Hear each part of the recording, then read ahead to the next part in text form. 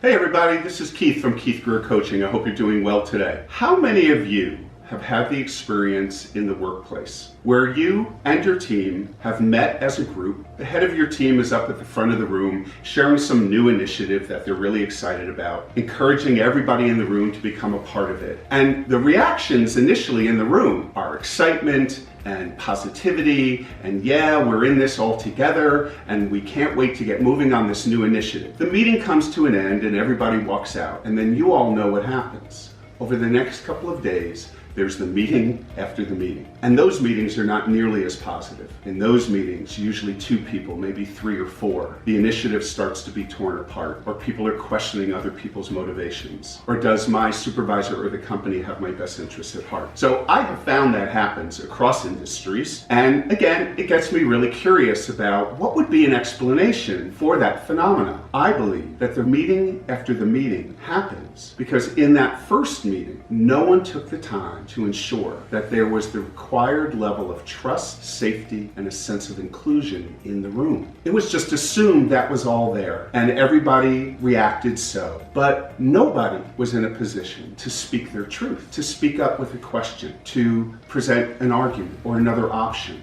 or to simply say, hey, I've got too much on my desk right now.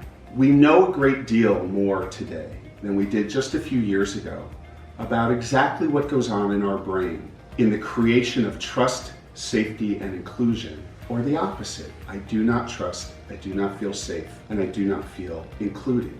So one of the mechanisms that we can use to bring a little bit more trust and safety in the room, that would be my language, is to create a working agreement. A working agreement would simply be taking a few minutes at the start of a meeting and asking everybody a few very important questions. Questions that very often have never been asked. Questions like, if trust and safety were in the room, how would we know that?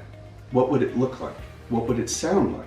Questions like, what would be the difference for everybody? So sometimes when you ask that question, somebody might say something like, well, there needs to be respect in the room. Now, no one is going to argue with that, except here's what we now know. If there's 10 people in the room, there are 10 different conceptualizations of what trust in the room would be.